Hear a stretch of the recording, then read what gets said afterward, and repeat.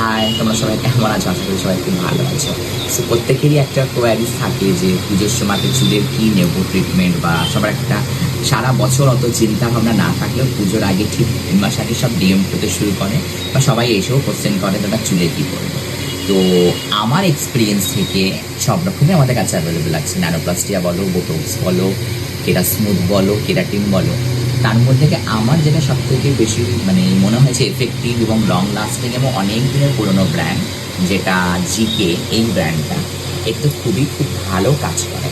এই ট্রিটমেন্টটার রেজাল্ট সত্যিই খুব ভালো, এবং আমি কাছ থেকে দেখাচ্ছি এই ব্র্যান্ডটা। এই ব্র্যান্ডটা খুবই ভালো। তো এই ব্র্যান্ডের ট্রিটমেন্ট তোমরা যদি করাও, এর আগে অনেক জায়গাতেই হয় এবং খুব পুরোনো ব্র্যান্ড। সো কাজ করালে আই থিঙ্ক তোমরা খুব ভালো রেজাল্ট পাবে এবং চুলটা খুব নারিশমেন্ট প্যাম্পার্ড হবে। আর ট্রিটমেন্টটা সত্যি এফেক্টিভ এবং লং লাস্টিং।